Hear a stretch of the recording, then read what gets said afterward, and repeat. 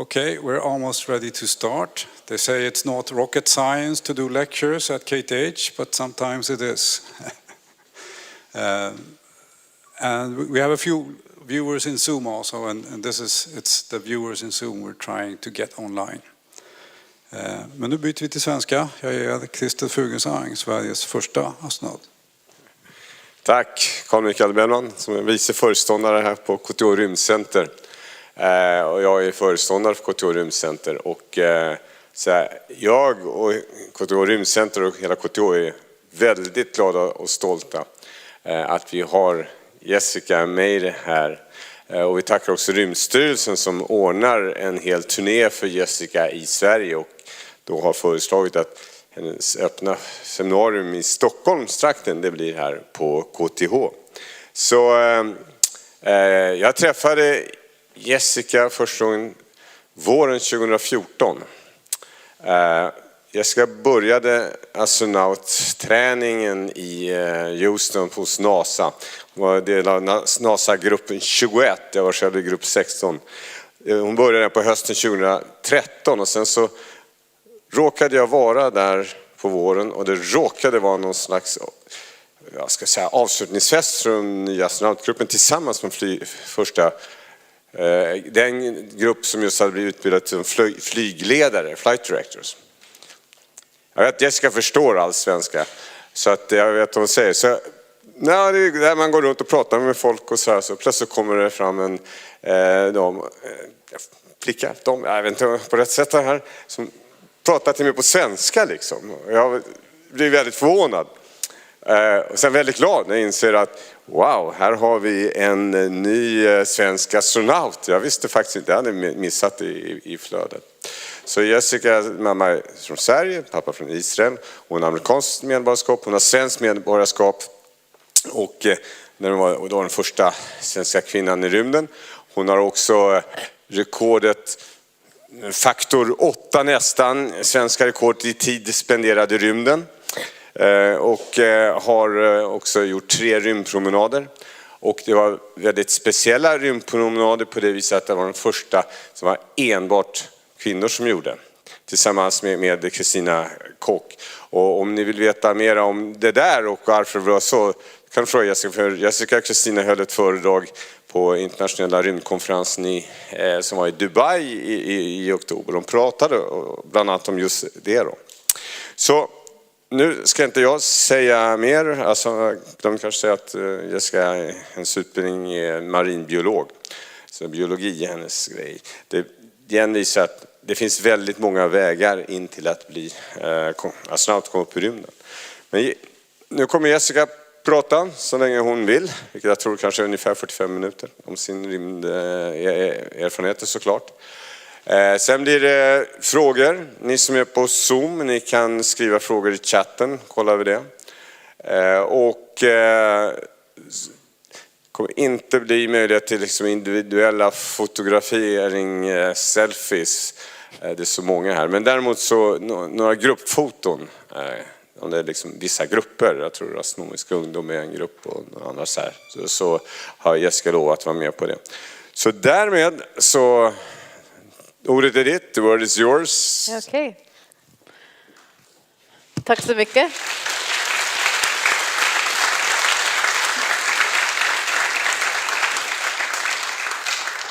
Tack så mycket Christer. Det är jättetrevligt att vara här. Men jag ska fortsätta på engelska för att det är lättare för mig. Och jag vet att din engelska är bättre än min svenska. Så.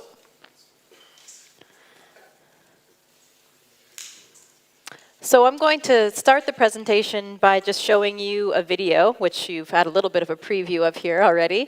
And this video sort of encapsulates all of the highlights of what it's like to do a mission on the space station, starting with a launch, going through all of our main objectives on the space station, and then coming back home. And then I'll get into a little bit of a presentation as well.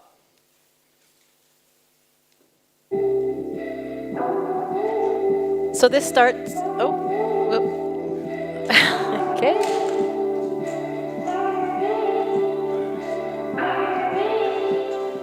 Okay, let me go back. Okay, so this is starting in Kazakhstan since I launched to the International Space Station on a Russian rocket and space capsule from Kazakhstan. So that's my commander, Oleg Skripochka, an experienced cosmonaut. And this was also an historic flight because we had the first astronaut from the United Arab Emirates, their very first astronaut. So basically the equivalent of Krister. So you all know how important that is. The different stages of the rocket being expended as they've utilized their propellant. And that picture was actually taken by my colleague Christina Cook from the space station. So that was what it looked like when our rocket and capsule were coming toward them. And this was our view. I confirm the contact. Astronaut Jessica Meir. You can see I was pretty excited to be there. And I was smiling that big for pretty much the entire 7 months. Coming in through the hatch and seeing all these familiar faces feels like home already. It's going to be an amazing 6 months.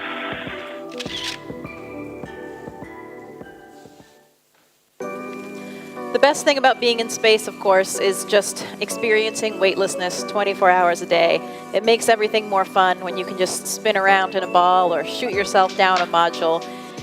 This is showing some of the food preparation. You know, most of the meals we eat are just dehydrated like this here, or we just warm things up in our food warmer. But I actually received some cheese on one of the visiting vehicles, so I made sure to make a little charcuterie board. But you had to be a little bit more clever and actually get things to stick on your board in space. Even drinking water, of course, is a lot more fun in space.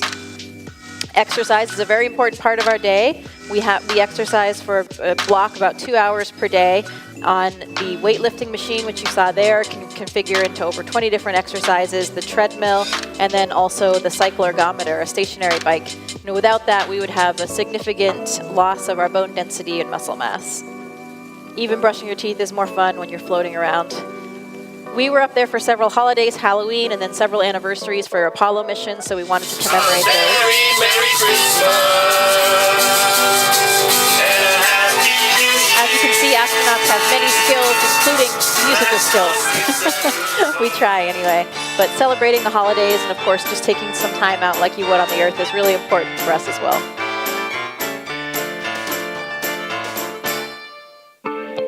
But the real reason we're up there is, of course, to conduct scientific experiments. So we are doing scientific experiments ranging from combustion science, which you're seeing here, even flames burn differently in space. We do various physiology and medical experiments. We do a lot of cell biology, protein crystal growth, radiation experiments. Here you can see we're loading this airlock in the Japanese module, and we're going to be launching some small satellites.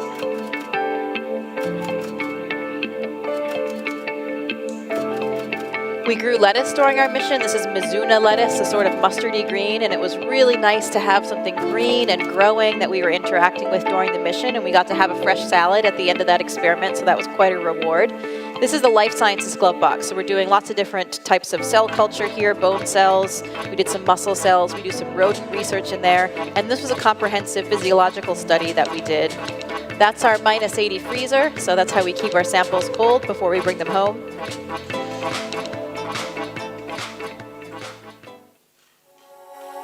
We did a lot of spacewalks during my mission, and Krister mentioned I was fortunate enough to have done 3 of them with Christina Cook.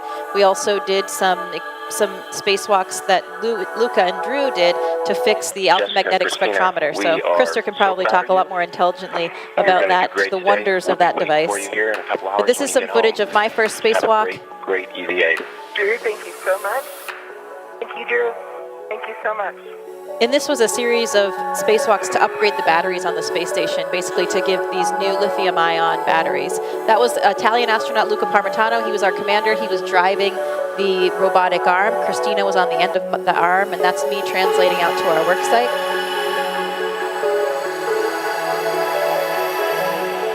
And spacewalks are really a highlight, I think, for pretty much every astronaut. You know, it's a totally different feeling than even being in the space station when you're out there in your little mini self-contained spacecraft, you know, carrying everything on your back that you need to keep you alive. And the views are even a little bit different through that thin visor than they are through looking out the space station windows. So in order to resupply the space station, we have several different cargo vehicles that come up periodically to bring us food, new experiments, our clothing, everything that we need to live and work up there successfully. And those come to close proximity to the space station, and then we use the robotic arm to grow and capture those vehicles and then bring them in. That was a SpaceX Dragon. This is a Northrop Grumman Cygnus, and that's a Japanese HTV vehicle. So we had several different cargo missions come. We had some fresh fruits and vegetables that the Japanese delivered, so that was quite a treat. And at the end, we actually fill these vehicles full of our trash, and they burn up in the atmosphere, with the exception of that SpaceX Dragon. That one does splash down, so we can return samples or hardware, anything that we need.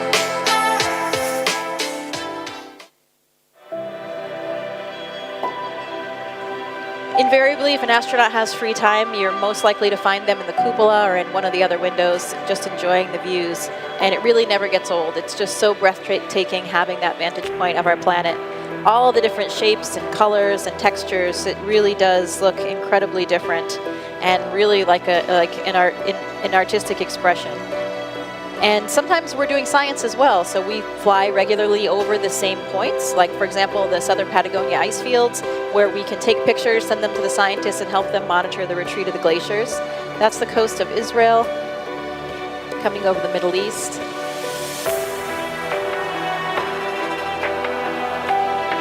Those are flashes of lightning and all the city lights at night.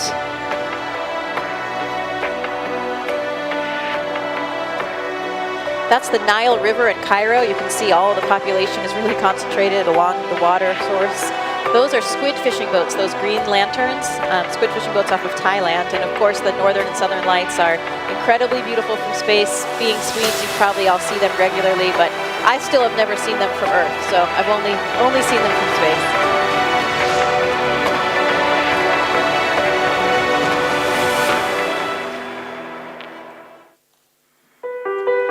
Unfortunately, those 205 days went far too quickly for me. I would have much rather spent at least a year up there or maybe more. I wasn't ready to go home. We were particularly busy, so I think that was part of it. We didn't have enough free time to just spend looking out the window and doing other things. But I was also coming home to a completely different planet when I launched in September of 2019. Of course, there was no known COVID-19. And we watched all of that from the space station and then returned in April of 2020 when things were really different on this planet. That's coming through the atmosphere, so that's actually the view through my window as you're literally burning up in the atmosphere, but luckily protected by the very robust heat shield. And then you touch down in Kazakhstan. The Russian search and rescue forces were there very quickly to extract us. This landing was a little bit more complicated than usual because of all the international air restrictions given the timing of in 2020. But within 24 hours, we were already back in Houston. Some of us a little bit more wobbly than others.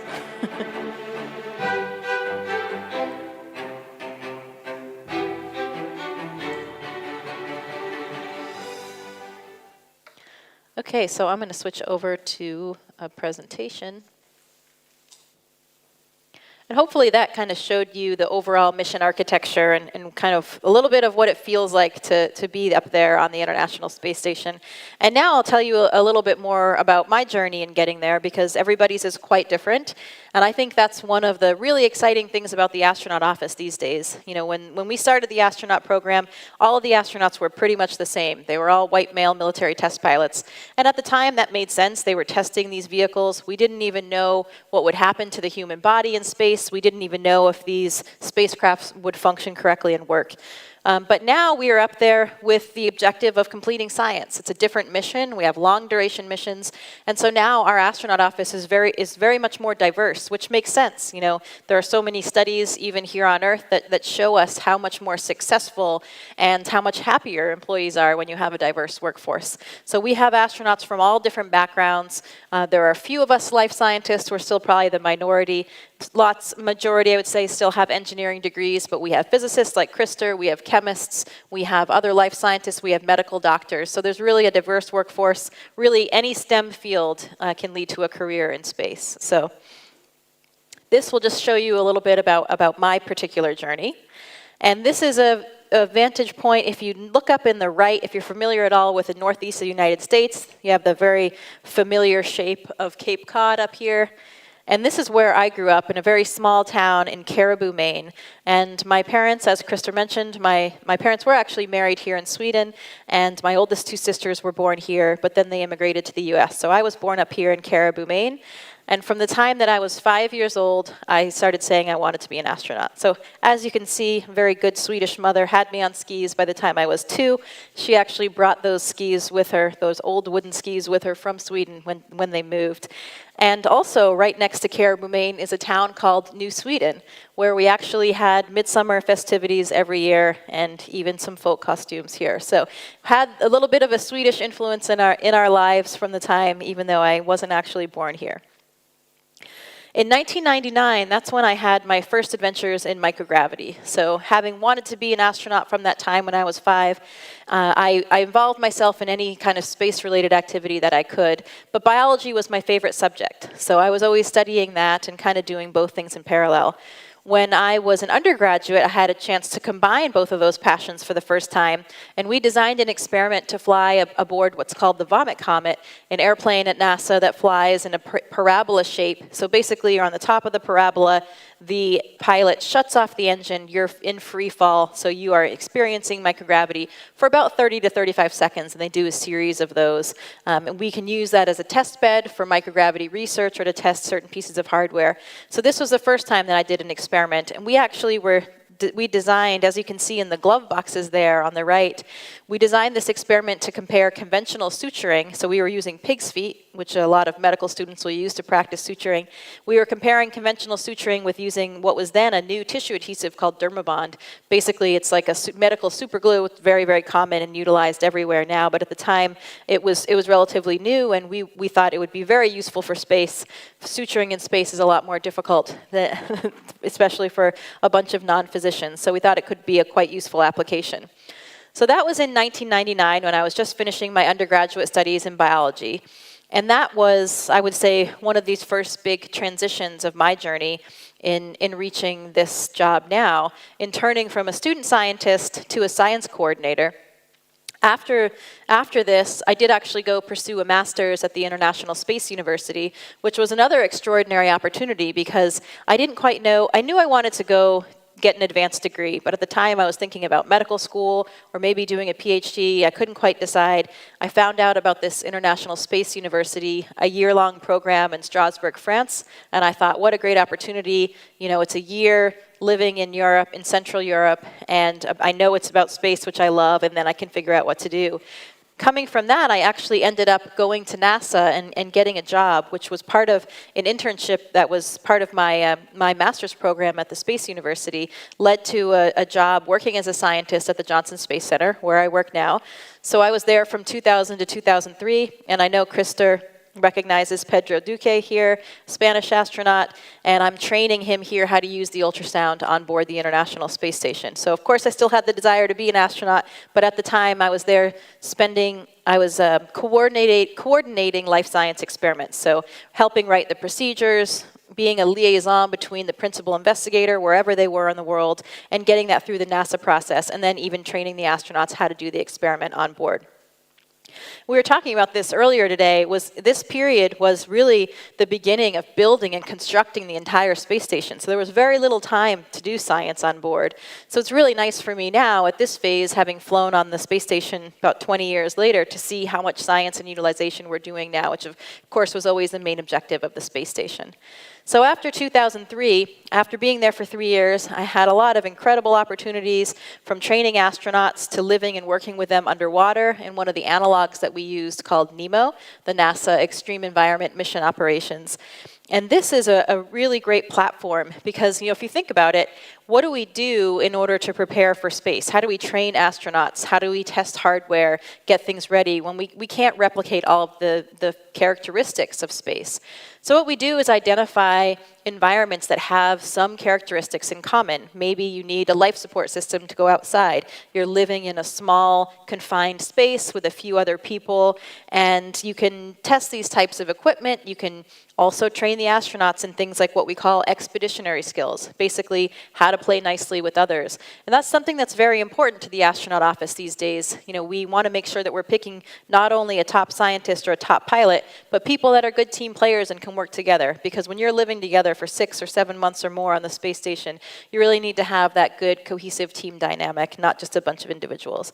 So I was fortunate enough to participate in one of those missions back then. This was it was the 4th NEMO mission, and we had a lot of different objectives. My main objective was to evaluate this use as an analog for the life sciences department to see if it would be a good analog for our experiments as well. So I was down there with 2 astronauts, Scott Kelly and Rex Walheim, flight director Paul Hill, and then 2 habitat technicians. So this was a really exciting adventure for me, especially at that phase of my life. But at the time, I had these incredible opportunities in those 3 years working at NASA. But as I mentioned, I'd always intended on going back to school. And I really enjoyed coordinating all of this other science that was done on other people. But I wanted to start doing my own experiments. So I started getting curious about what I could do and came across this field of study, diving physiology on animals, that really intrigued me. It kind of combined all of these things that I loved, this exploration, working outside, spending time in nature. You know, I'm sure I got that from my Swedish mom, just growing up, always being immersed and having a good, healthy respect for nature. And so I came across these researchers that were studying the diving physiology of animals like emperor penguins in the Antarctic and elephant seals in Northern California. And there are these extraordinary animals. An emperor penguin can hold its breath for 30 minutes.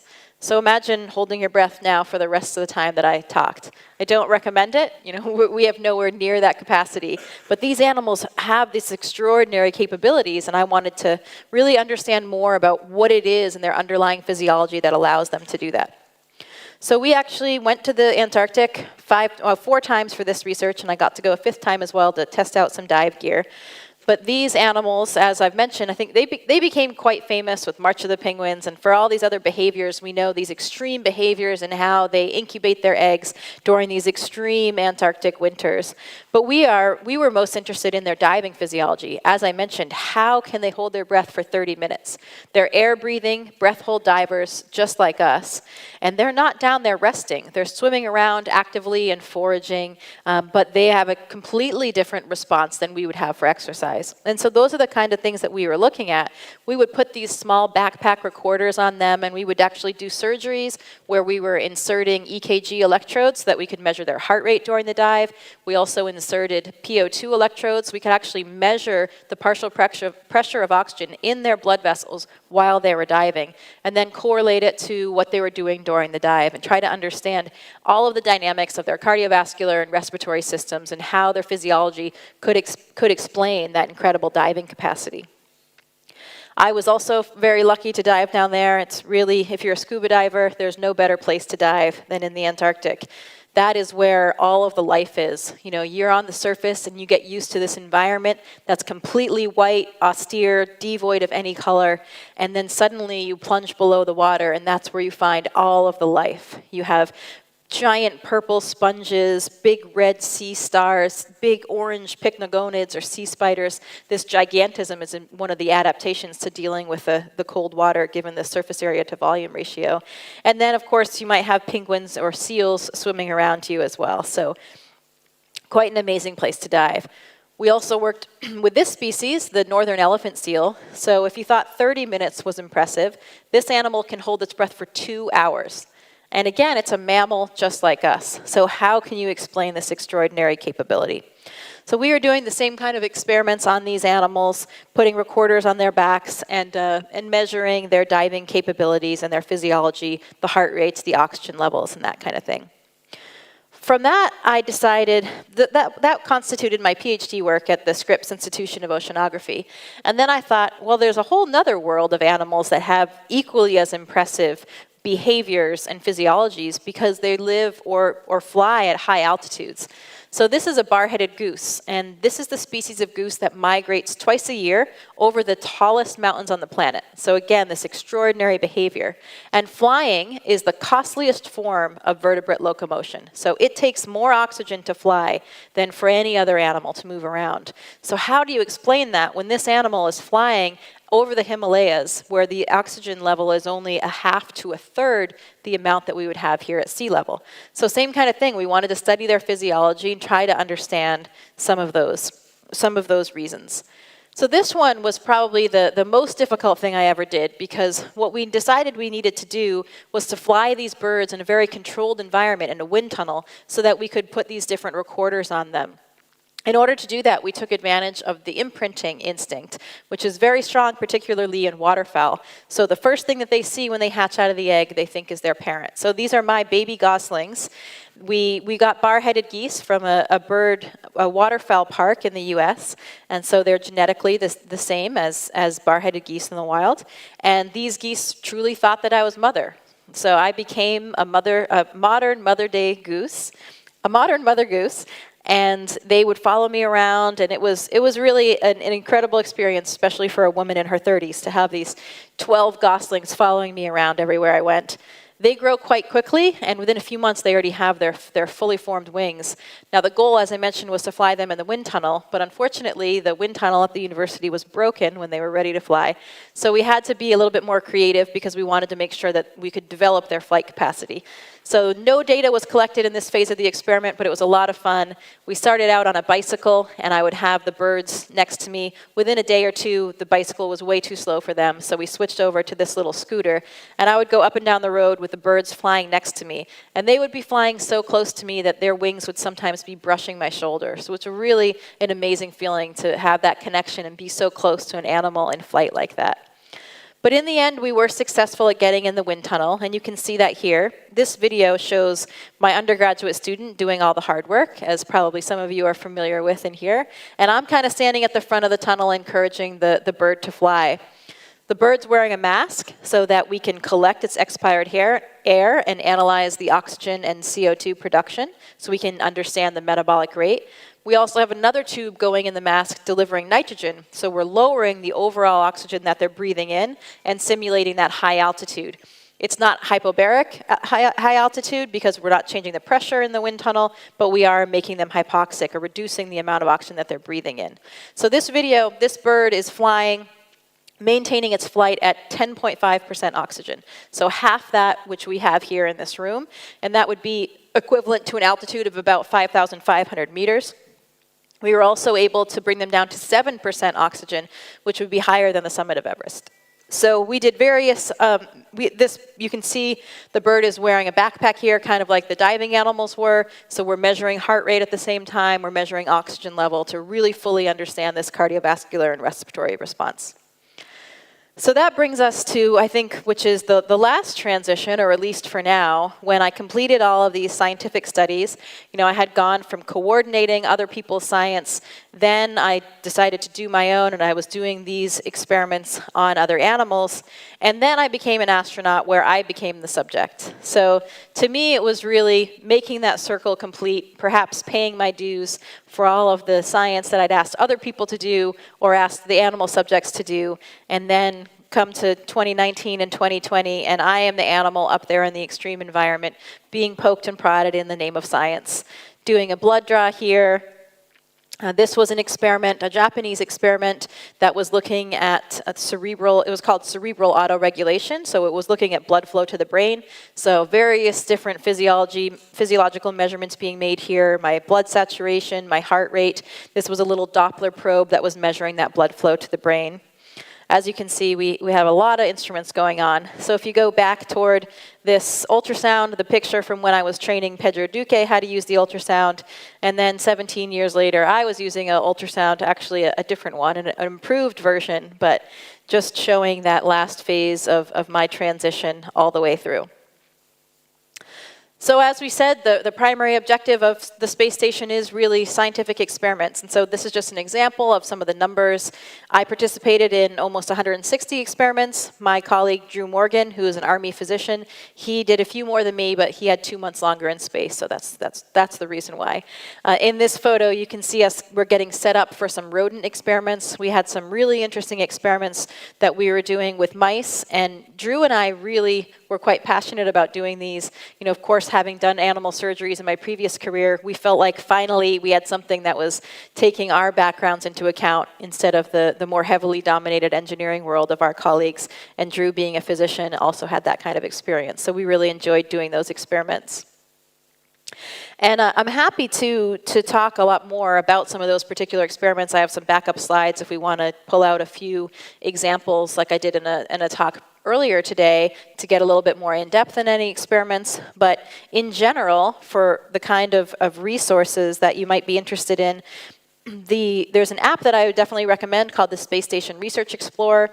This app you can search by discipline, you can search by experiment, you can search by mission period. So if you want to find out more on the physics side about the alpha magnetic spectrometer that I mentioned, you can go here and get a lot of data about the experiments and further resources. There's an app, there's also a website, so these are all available by nasa.gov, but if you just look in the App Store for Space Station Research Explorer, you can find that one. And some other research and web resources as well that we have at NASA. You can follow my social media, which I try to post about the science as well, or my training, whatever's happening at the time. Then there are these other accounts specifically for ISS research and for the National Lab as well. And there are some resources there for benefits of our research to show you some examples of those real benefits. But I think that's one of the really important things to remember. Sometimes people think, okay, this is cool, space research is helping you, keep people in space, explore further. But really it's about a lot more than that. And as we say at NASA, it's off the Earth, for the Earth. And there really are so many direct benefits of everything that we do to directly help life back here on Earth. It's not just about enabling future space exploration.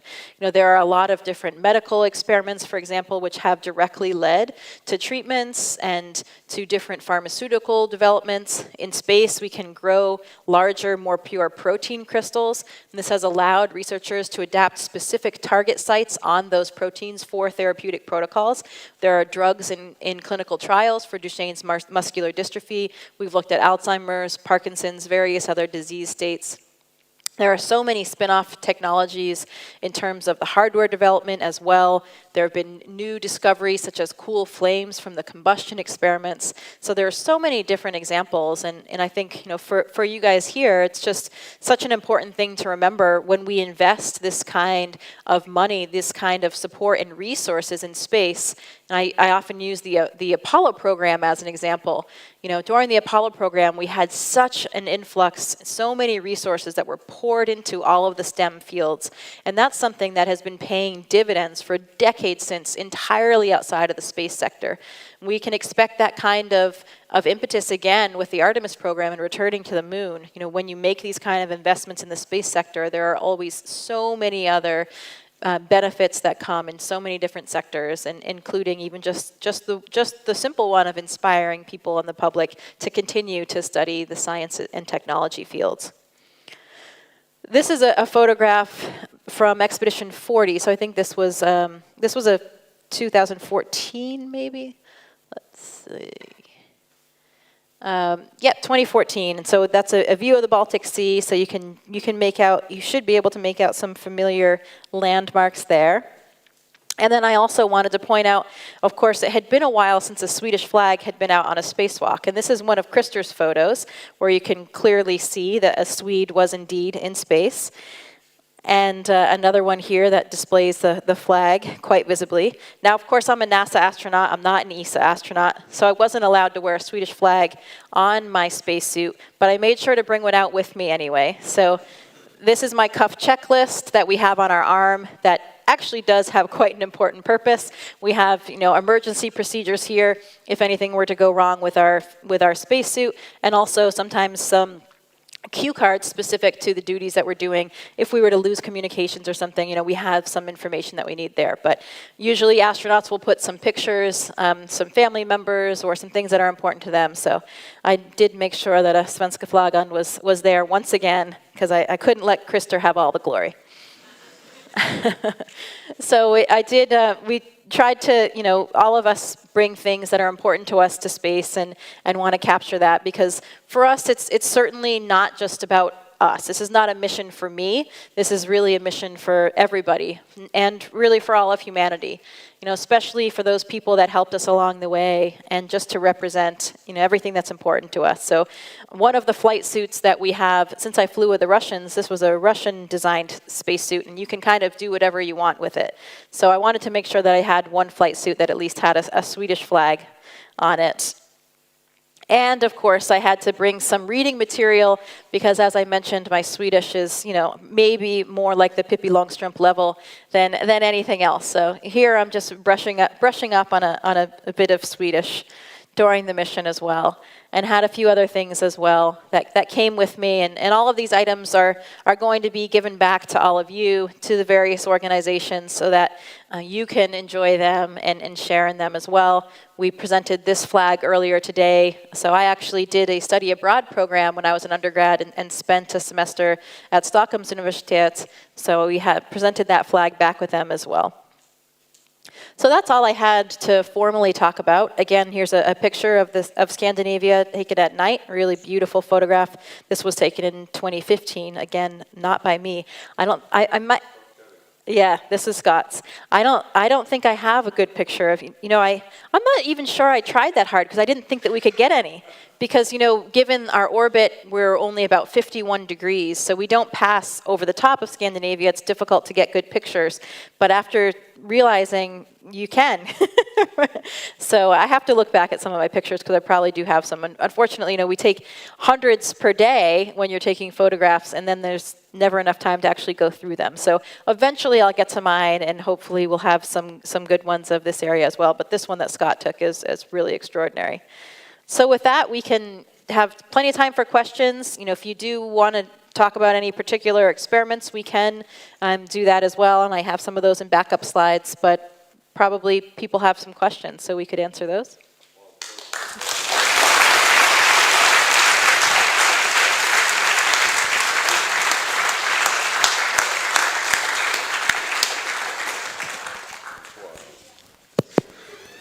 Så, vifta med händerna så kommer Björnman och jag gå runt med de här.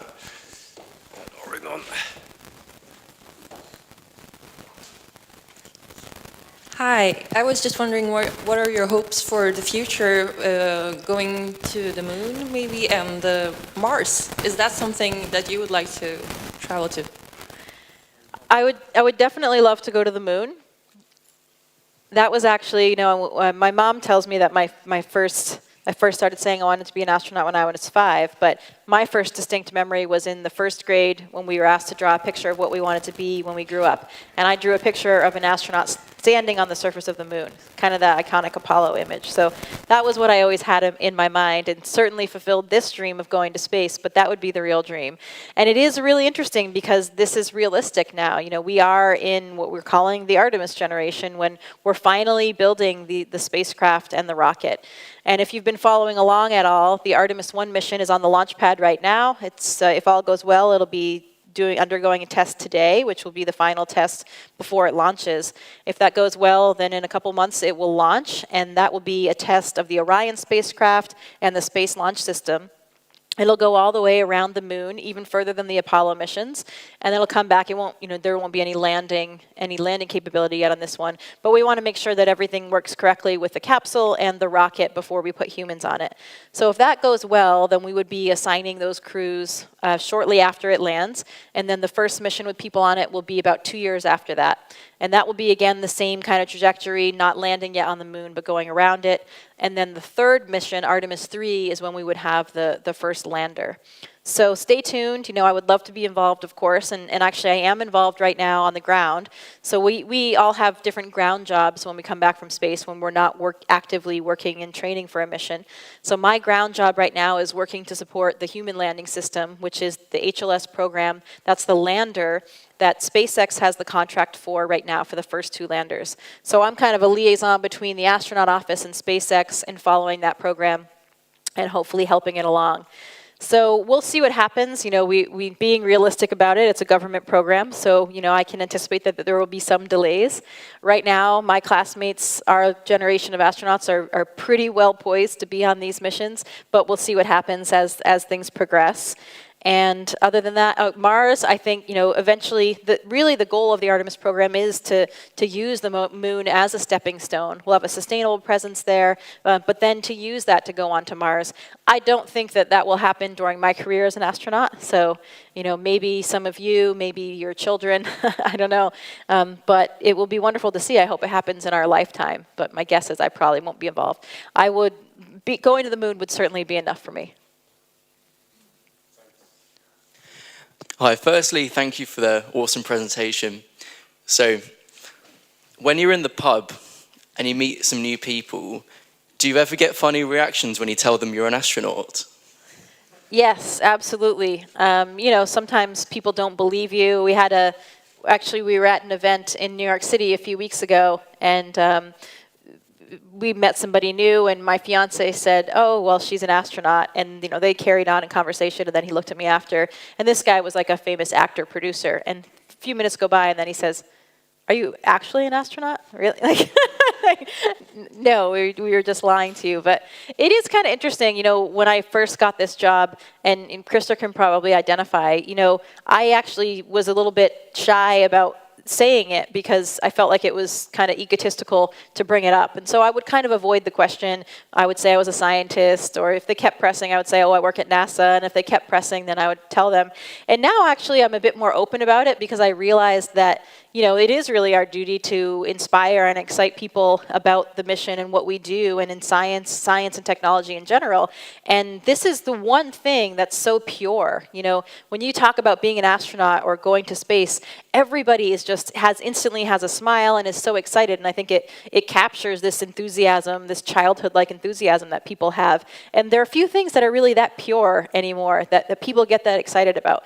So now I am a little bit more open about it. I try, you know, I don't want it to come across as egotistical, of course, but I think it just makes people happy. So if you can make someone smile, whether you're sitting in a pub or at an airport, you know, why wouldn't you do that? Especially if they actually do have a genuine curiosity in it. So, but yeah, there are a lot of interesting reactions. We're going to take a couple of questions from Zoom, and then you'll get your chance. Krista can come up with a microphone. From Zoom, there was a question. Do you think there will be a day when there will be a purely female crew on the ISS? So there has been a lot of media speculation about having an all-female crew, and you know, there's even speculation saying, "Oh, well, if we go to Mars, we should have an all-female crew." People make all of these arguments about why it would be better, but NASA doesn't make assignments or decisions like that for those kind of reasons, right? They assign crews for the right crews that are right for that mission. You know, even the first all-female spacewalk, it certainly was a milestone. It was really important that we realized after doing the spacewalk, mostly to pay tribute to the generations that came before us that worked so hard, breaking those glass ceilings in order to get us there, and to help inspire. But we didn't do that intentionally. We didn't do the first all-female spacewalk just to say, "Look, we did an all-female spacewalk."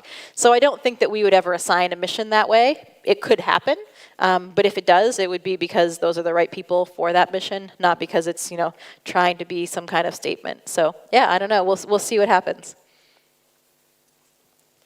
Hi. I just want to say it's so amazing that I can actually meet astronauts. And then you were talking about you made an experiment about nature and the animals breathing. Do you think that we will be able to use that in space?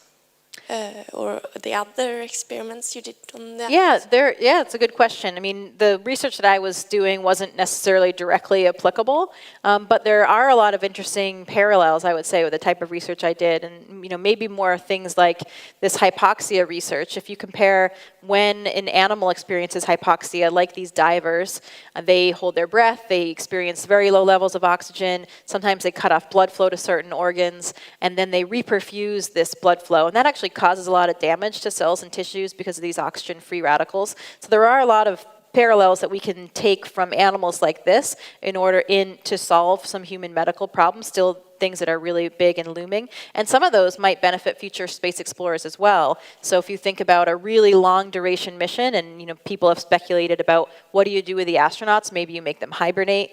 There are some comparisons there to hibernating animals and what you could use and how you could do that in order to prolong the longevity of the human, because this gets a little bit more into the sci-fi realm, but if you're thinking about all of the logistical supplies that you would need for a mission, years and years and years, food and water and all those supplies, it kind of becomes prohibitive unless you have a very sustainable system, or you can put the astronauts to sleep for a while. So there might be some things that we can learn from animal models and from studies like that, but yeah, I haven't applied any of my particular research to it yet, but we'll see. I always did kind of picture, maybe having one of my geese with me on the space station with a little helmet and see how they do, but I think it would be a little bit difficult for them to fly.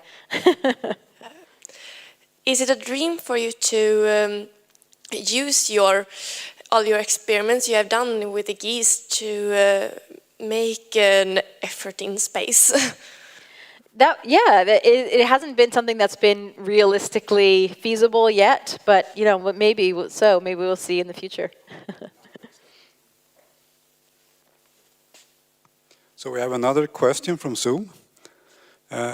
Maybe it's from one of the older listeners. They wonder, is there an age limit to being an astronaut? There is no age limit. So, realistically, there kind of ends up being one because you have to still meet all of the medical criteria. So as we get older, you guys are all still fine, but, as we get older, we usually have more of these problems. So there is not a specific age limit, but, and usually astronauts are selected, I would say the average age of selection is around 35-ish, but we've selected astronauts as young as 28, and we've selected new astronauts as old as mid to late 40s even. So more than, I would say older than other fields in terms of starting a new job. But John Glenn was 77, I think, when he flew. He was the oldest person to fly, so he was still able to pass those medical tests required. Obviously, he was kind of a special case since he'd flown many years before as well. But it certainly is possible. Hello. My question is, what kept you motivated to pursue your dream?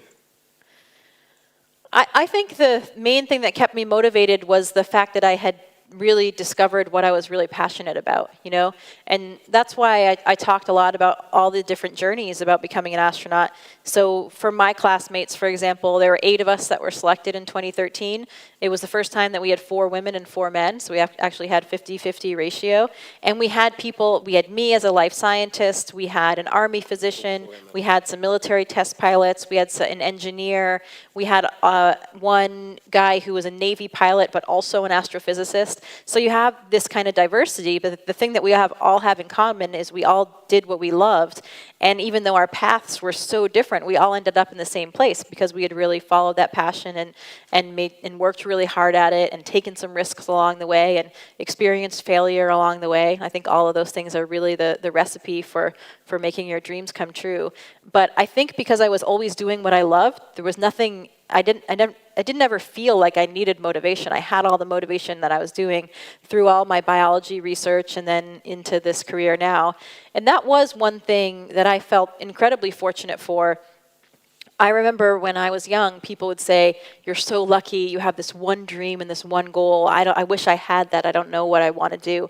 And I thought, I understood why they said that, but at the same time I thought, well, maybe, there's such a small chance of becoming an astronaut. It's never going to happen. And so will I ever find something else that really makes me happy and complete? So when I found this other career, working as a physiologist, working out in nature and really combining all these things I loved, I thought, wow, I'm so lucky because I know I'm never going to become an astronaut. So at least I found this other field that really fulfills me and completes me.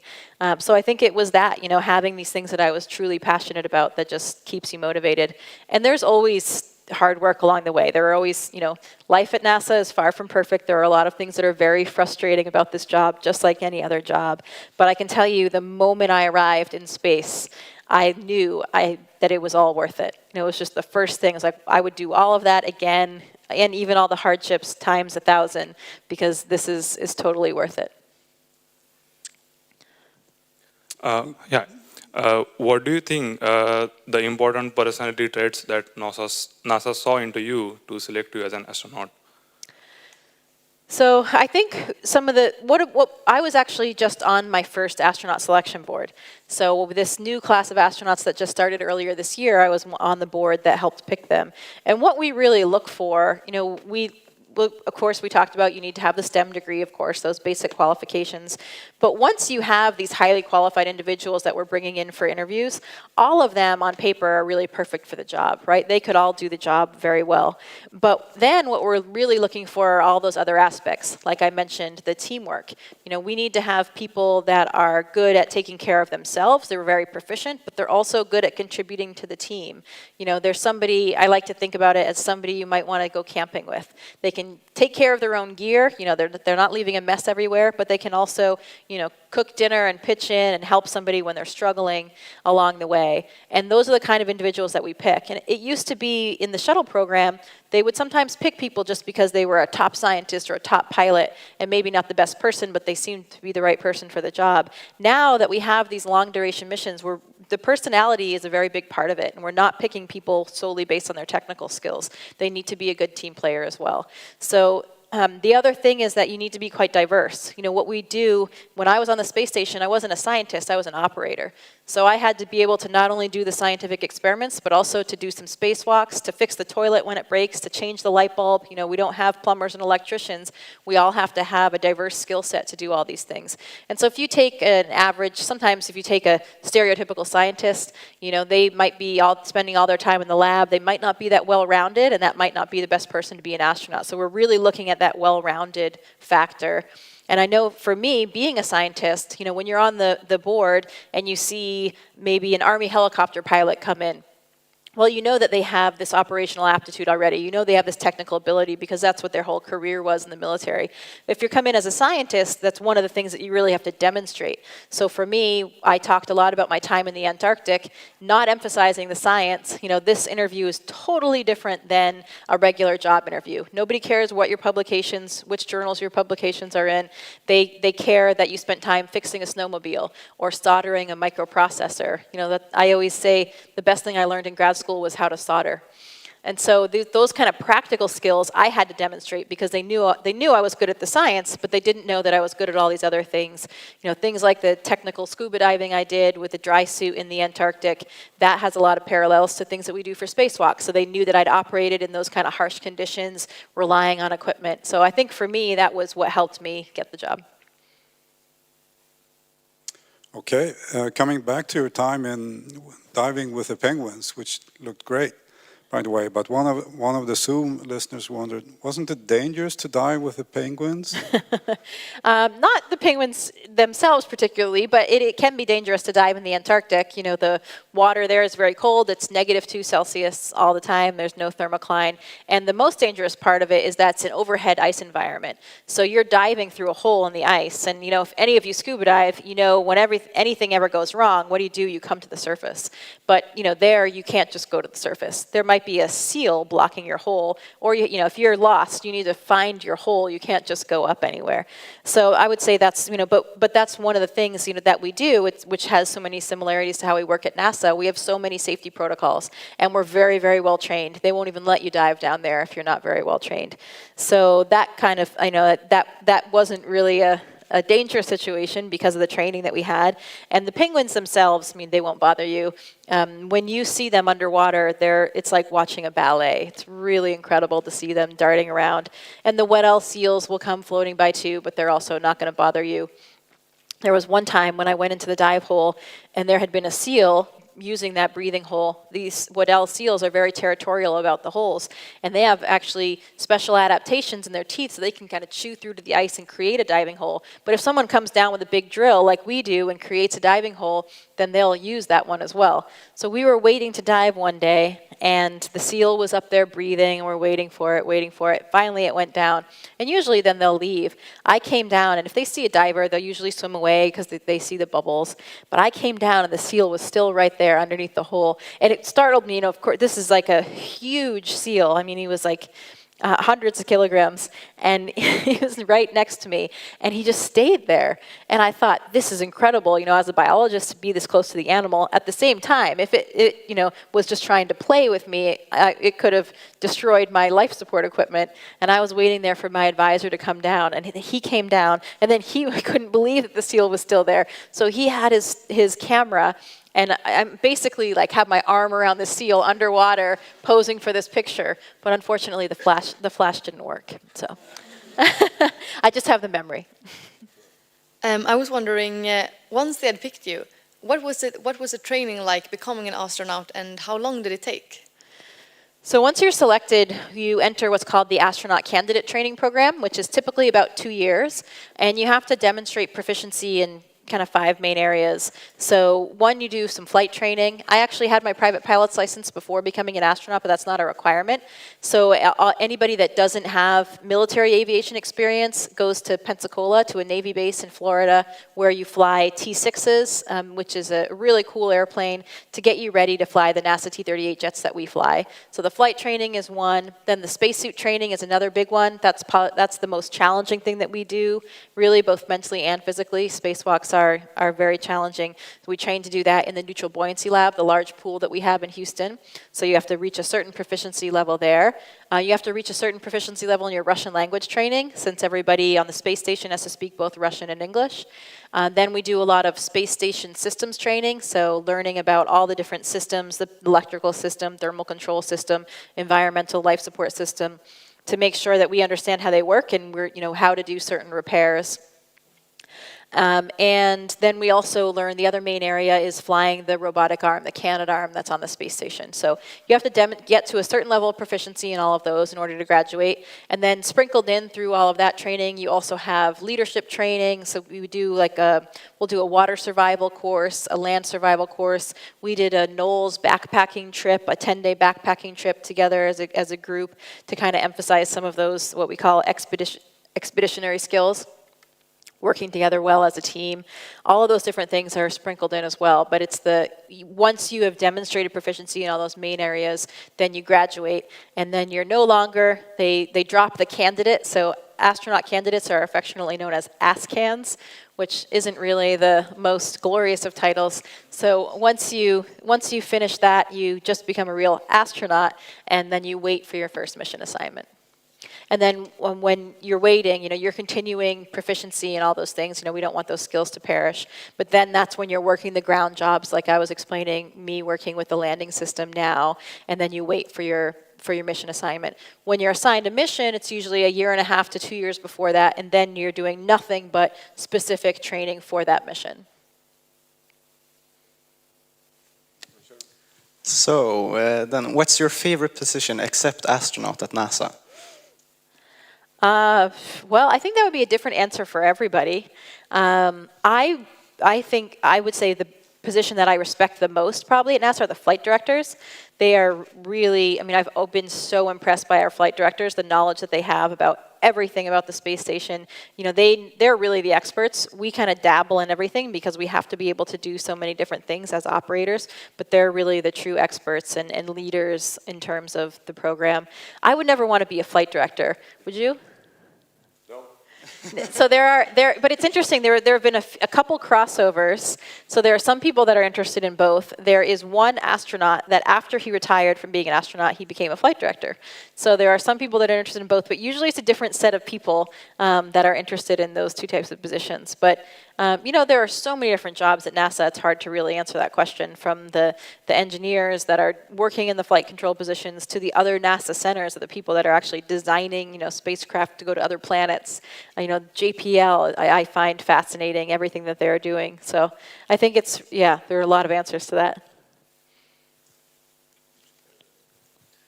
So how did it physically feel when you came back to Earth? Like, was it difficult to walk or...? It doesn't feel great. I was quite fortunate that I didn't have what we call space motion sickness going up or very badly coming down. You know, when some people go up, some people do get quite sick for the first few days, maybe, you know, maybe nausea, but maybe even some vomiting. But that doesn't happen to everybody. And I felt quite at home from the time that I got there. Coming back is worse. And I think it's interesting as a biologist, because evolutionarily you would think that you should adapt quite quickly back to the environment you've evolved in versus in a completely new environment. But if you think about the physics involved and the direction of forces, it kind of makes sense. You know, you come back and your body is not used to having any gravity, so you physically feel like you're being pushed down. And you're quite fatigued. You know, people are pretty tired when they first come back. When you very first come back, you're kind of like a drunken sailor, because your inner ears, your vestibular system, it really is dependent on gravity. And since it's been not used to having that for so many months, there's a lot of kind of reorganization there that takes time to readapt. Some people come back, and if they move their head, so what causes those neurovestibular problems is when you change planes because of the orientation of the semicircular canals in your vestibular system, which are, you know, very important for balance and orientation. And so some people, if they move their head, you know, there was one person, every time he moved his head for the first few days, he would vomit. So it's, yeah, I was really lucky I didn't experience anything like that, but you are quite tired in the beginning. Then, you know, after a few days, you're walking normally. Then but running takes a little bit longer to come back, I think because it's a more complex motor neuron connection. So it was really, I remember the first time I tried to run, and when you jump up, you feel normal, but then when you come down, you feel like an elephant. Like, it's just really this like disconnect that your brain doesn't experience what your body is feeling. It's very strange. Then, you know, that takes a little bit longer. And people do have some cardiovascular changes where even though we're working out the whole time we're up there, running all the time, once you come back, it's difficult for people to run a mile just because, you know, you're not used to having all of this gravity working on your system. And then I think for most people, for these long duration missions, a lot of people have some back pain. I had some lingering lower back pain for a few months, but then that went away as well. Yeah, a question from Zoom. What is your opinion on the commercialization of space? So, you know, it's an interesting, you know, people are asking this question all the time, and my opinion is that it's a good thing. You know, more access to space for more people is a good thing. And, you know, right now, if you talk about space tourism and commercial flights, well, that's, you know, something that's still, it's not open to everybody. It's open to you if you have billions of dollars. But, you know, that's how every new industry starts. So hopefully, you know, it becomes more and more accessible, whether it's a suborbital flight or it's, you know, a real flight, an orbital flight to the space station. Now these are all actual options. I mean, people are doing these things. So, you know, if you're an astronaut working on that mission on the space station, of course we're going to help out. But, you know, it is different. It's a different environment. When you have these public or tourist type missions on board, they have different objectives than you do. But I think it's important for the future of space exploration. And I think the other, there's some misconceptions out there too, that it's kind of a contest between NASA and SpaceX. You know, we're not competing with SpaceX. SpaceX actually is only successful because they had a NASA contract that was originally, you know, responsible for them getting where they are. Now, of course, they're doing a lot of other things on their own, but you know, they are working with us as a partner, under NASA contracts. So we're really working together, which is, I think, necessary for the future of space exploration, because you know, if you look back at the Apollo budget was 4% of GDP. And that was just the Apollo budget. Now the entire NASA budget, not just human spaceflight, but every element of NASA is 0.04% of the US GDP. So we're spending pennies compared to what we used to spend on the Apollo mission. So I don't think that any country alone can truly accomplish, these types of grand missions anymore. So they need to be collaborative, they need to be international, like we're doing with the space station, and they need to involve commercial partners too, because as a government agency, we just can't do it anymore, I think, all on our own. I think that's going to be true going forward, that all of these missions are going to have to be collaborations with the commercial sector and internationally as well. What was your favorite research project while you were up in space? That's a tough one because there were so many, but I really liked the lettuce because it was so nice to have some fresh green things growing in that very sterile environment. But as a physiologist, of course, I really liked a lot of the physiology experiments that we did. There was a rodent experiment, and I mentioned that a little bit, that Drew and I really enjoyed doing. And there was one called Mighty Mice, which was really cool, and it basically was looking at the myostatin and activin pathways, which is very important in terms of muscle degradation in your body to kind of keep the whole cycle in check. So they flew 3 different types of mice. They flew a control group, then they flew a myostatin knockout, so they didn't have the myostatin gene, and then they had another group which we were giving injections to, a therapeutic agent, that was basically inhibiting that myostatin pathway. So accomplishing the same thing as the knockout, but in a different way. And so that was a really drastic difference when, I can actually pull up one of these slides here because it's such a good example. Let's see.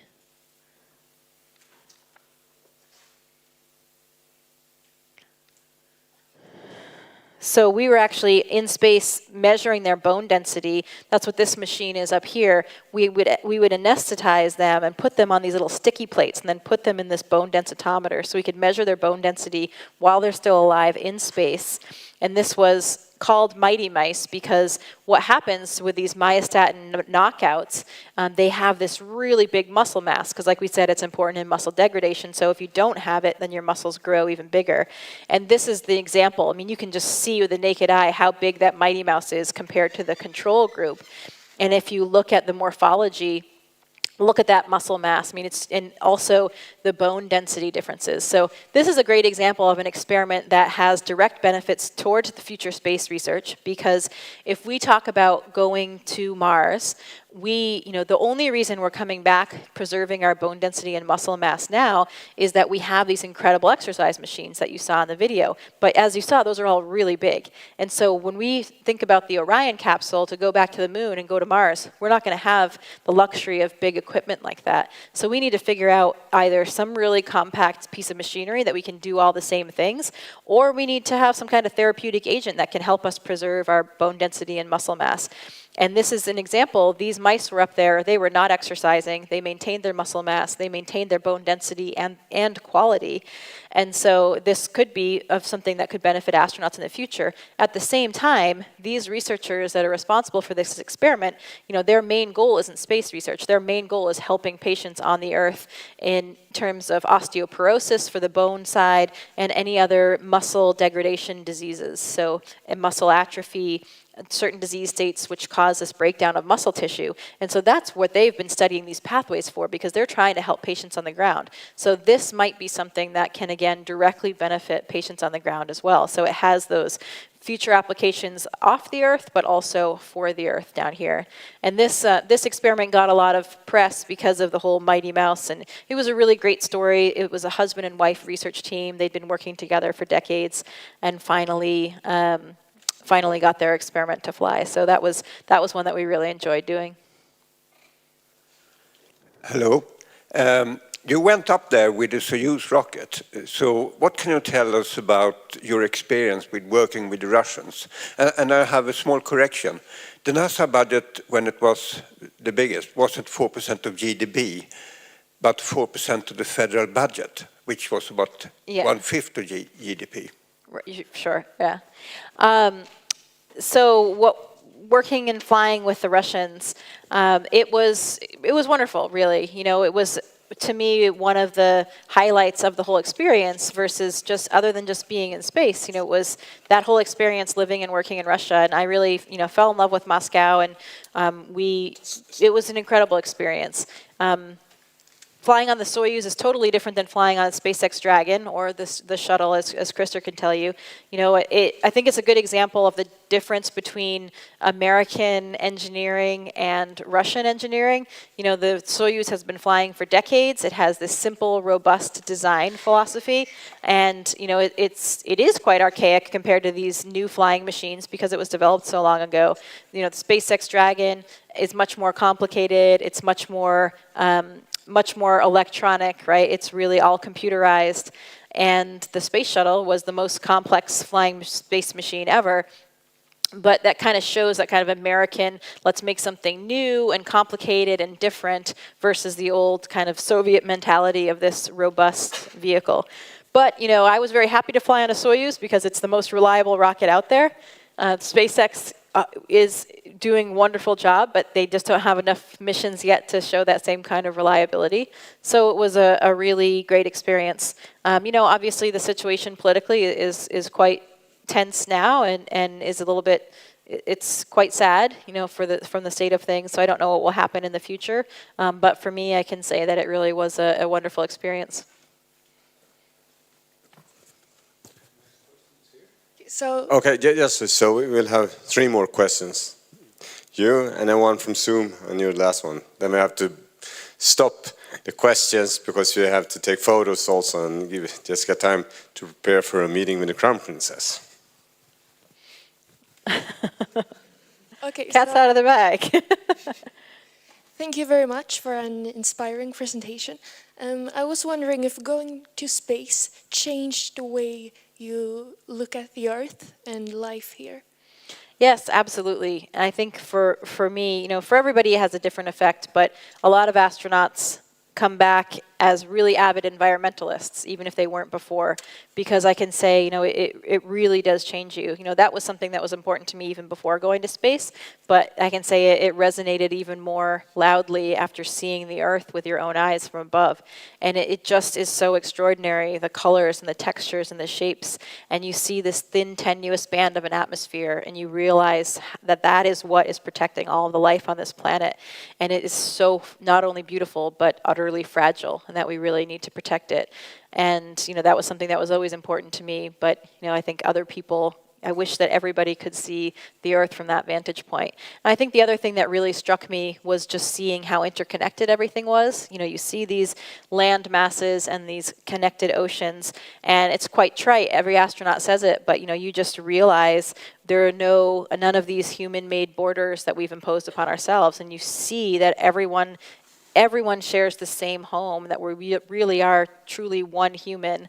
And we like to emphasize our differences, or we often emphasize our differences here on the ground, but it's really the similarities that are the most important. This is, we really are one human. So I think the other area is just really realizing how insignificant we are as people, as a planet, in the scope of the solar system and the universe. And when you look down at the planet and then you look in every other direction and you just see this void and blackness of space, it is really quite striking and gives you that perspective, which I think would be a very healthy perspective for a lot of the rest of the world citizens, and in particular our world leaders, to really be able to see and to try to appreciate that perspective. We have one final question from Zoom, and to the Zoom audience, I'm sorry we couldn't handle all the questions, but the last one we take from Zoom is, what is it like to sleep without gravity? I slept really well. People have different strategies, but what we do in our crew quarters on the space station are about the size of a phone booth. So it's not that much space, but you need less space in space because you don't have to lie down, and you can utilize the ceiling and the floor and everything around you. So we have these sleeping bags that we put on the wall of our crew quarters. So you're fixed to one wall, and then you kind of climb in your sleeping bag. Some people restrain their arms so they're not just floating around, because that might wake people up. Sometimes I had a little bit of shoulder pain in the beginning because, when we do when we're doing something for the camera, we actually physically have to hold our shoulders down like this because your resting state is like this. So all of those muscles have a different resting state, so sometimes it can be uncomfortable in the beginning. So I would actually put my arms up like this to sleep, which seems weird, but it actually made those muscles kind of relax more. Some people kind of put a belt around their arms and strap them down. Some people just completely free float. So I slept really well. I think most people do. Some people sleep much better in space because, you know, a lot of people wake up with a sore knee or back or neck or something, and, you know, that doesn't really happen in space. Final question. Yeah, so thank you so much for a really inspiring presentation. I have a question about the spacesuit. So I saw in one of the clips there were like a small mirror on your right hand, and if you could talk about how like that, or how you use that mirror, and if there's any other like interesting function with the spacesuit that's worth mentioning. Yeah, so we have those 2 wrist mirrors right here, and we do use those. Those do serve an important function. It's funny because sometimes you have to remind yourself to use it during your real spacewalk, because when we practice in the pool, we have these old versions that are so scratched you can hardly see in them. But right here on our spacesuit is what's called the DCM, the Display and Control Module. So everything for our life support system is really all controlled right there. And you can see a little display here, and then you have certain switches, and you have a temperature control valve there. So those things, because the spacesuit was not really the best ergonomically designed, interestingly, the hardest thing to do in the spacesuit, especially if you're not really tall, is to reach some of these really important switches, which you might have to change something that would save your life. So you actually use the mirror mostly for that. So you can use the mirror to see, because you can't, some of those, like the temperature control valve is like in this plane, and it's a dial like this, so I can't see it. So if I take my mirror like this, then I can see how to change it. So that's mostly what we use the mirrors for, but you know, you could use it to get a good view or reflection of anything, you know, to fix your hair in the spacesuit or whatever you need to do. But yeah, mostly for that display and control module. I don't know, did you ever use yours for anything else? No, I think that's fine. Thank you so much, and thank you everybody. And let's give Jessica another great round of applause.